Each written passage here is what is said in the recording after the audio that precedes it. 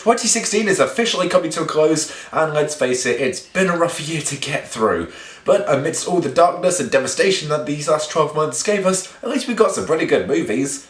So there's that, I guess. And of course we did get some pretty bad ones here and there as well, but that's a subject for another time. Yes folks, it's that time of year again where it's time for me to talk about my top 10 favourite movies of the last 12 months. And of course, once again, I haven't seen every single film that came out this year. I'll put a brief list in the description below of all the ones that I didn't get the opportunity to see. And also please bear in mind that this is simply my list. Okay, if there is a movie that you liked this year that I didn't include, then don't have a go at me for it, because I probably either didn't see it, or it's probably going to be brought up in the honourable mentions. Also, this list will simply be brought up in terms of the UK release dates in 2016, because let's face it, film distribution over here is a little bit weird compared to the United States. I mean, we tend to get the Oscar bait movies in January, which is usually the dumping ground for movies. And once again, I haven't had the opportunity to review everything you're going to be seeing on this list, mostly because I probably didn't have the time to do it, either because of jobs or because of university.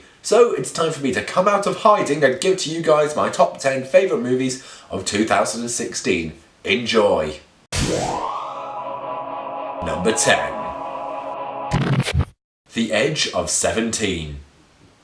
I've always been a big fan of coming-of-age movies. The Breakfast Club, Boyhood, you name it. The Edge of 17 is a wonderful amalgamation of the two of them. It teaches young people that, frankly, life isn't always fair. You're not always going to get what you want. And in all honesty, we're gonna have to kind of get used to that, I'm afraid. This is a film for all generations to enjoy because, believe it or not, somehow anyone of any kind of generation, be it either millennial, baby boomer, or Generation X, you will find some way or another to relate to the main character of this story. I highly recommend that you do give this movie a watch. It was also produced by James L. Brooks, who's done some really good works in his life. And The Simpsons. Number 9. Moana.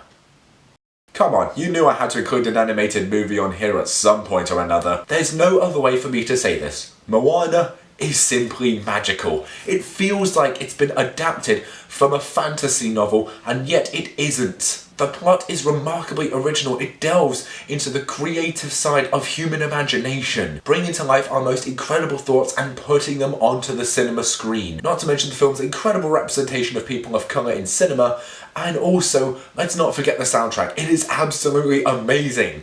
However, I do get the feeling it really could latch on like Frozen did. Oh god, I just hope we don't get another version of Let It Go. Number 8. Captain America: Civil War.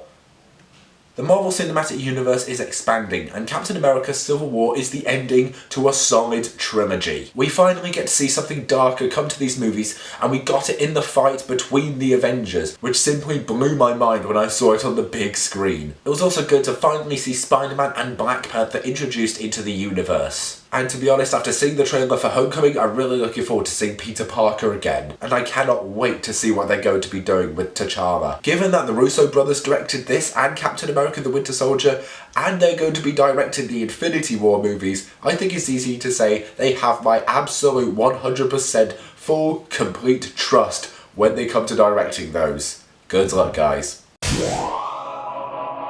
Number 7. Spotlight. Have you ever seen a film or TV show that does something incredibly shocking that it makes you go, wow, okay, they went there, they actually went there? Yeah, that's Spotlight, except that one moment lasts for 2 hours. The film manages to both anger and amaze you at the same time. They covered a horrific but sadly true subject matter, but they did it so well. It felt like I was watching the actual reporters investigate the event right in front of me. You didn't even know these guys were acting. That's how good they were. You can really see why this film won Best Picture at the Oscars back in February. Number 6. Sully.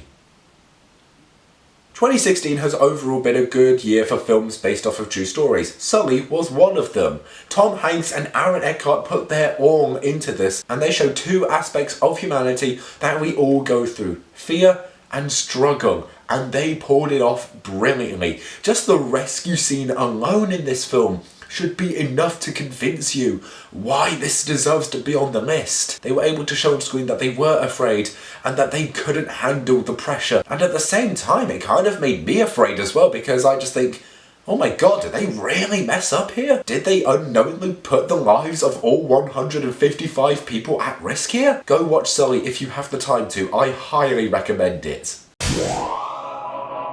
Number 5. The Conjuring 2. 2016 has also been a pretty good year for horror movies, and no other film says that better than The Conjuring 2. I take pride in saying that this was easily my favourite movie of the summer. By driving this with real suspense and drama that was taken seriously, James Wan was able to bring the franchise back from the cinematic butchering that was Annabelle. This was just enough to convince me that horror is easily my favourite film genre. Number 4. Deadpool. Holy shit! I never thought we would ever see a superhero movie like this ever again. We finally get a Deadpool movie that shows Wade Wilson for who he truly is. A foul-mouthed, gore-slashing mercenary with a cocky sense of humour and who is an absolute badass. Not some no-mouth, zombie-looking creature that looks like they belong in a really shitty creepypasta. Not only did it give us some amazing action, but it also made some time to bring in heart and character into the story as well, because at the same time you also see just what exactly Wade Wilson is going through. He is going through what is a living nightmare at the same time. Only Deadpool is capable of doing that and still be a fantastic movie at the same time. Plus, it was a comedy action movie that gave us this brilliant scene. Tell me where your fucking boss is, or you're gonna die in 5 minutes! I cannot wait till the sequel comes out. I am so excited for that. Number 3.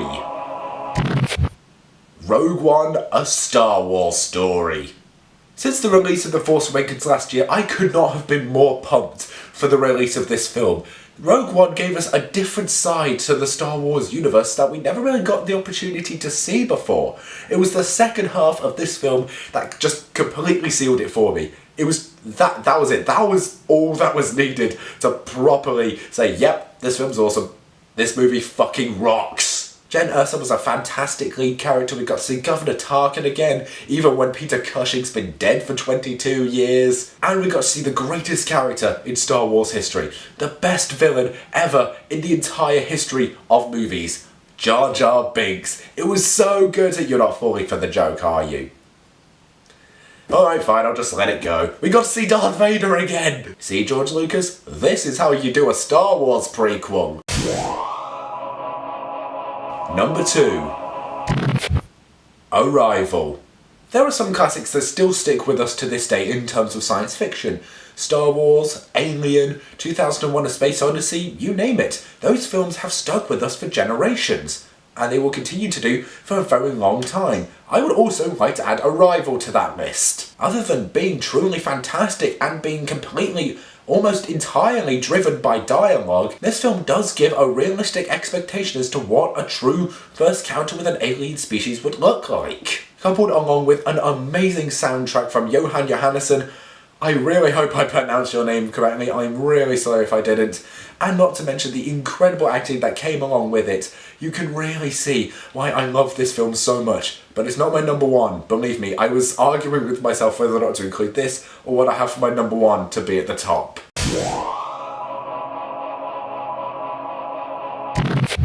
Okay guys, so before I finally get to number 1 on my top 10 list, I just want to bring up some other movies in the honourable mention section that I really liked that I just wanted to bring up for one last time. I hope you enjoy. 10 Cloverfield Lane. Brilliant ride from start to finish and a fantastic sequel to what we got in 2004, where we get to explore new characters with an interesting new location. Creed. Great return to the Rocky franchise, and Michael B. Jordan was superb as Adonis Creed. It's also good to see the torch of the series passed down to another character. The Hateful Eight. Tarantino, you magnificent genius. You've done it again. You made a 3-hour film set in one location with less than 10 main characters amazing and not boring.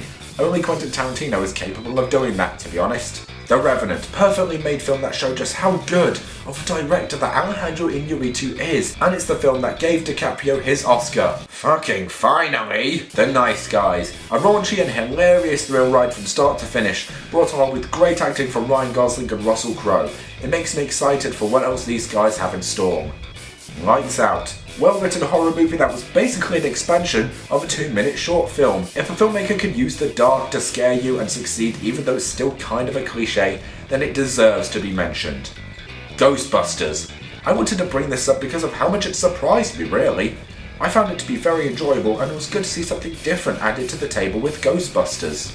Doctor Strange. The MCU is getting even better. Amazing special effects, and we got to travel to different parts of the world as well. It's Inception with superheroes. That's all you need to know, really.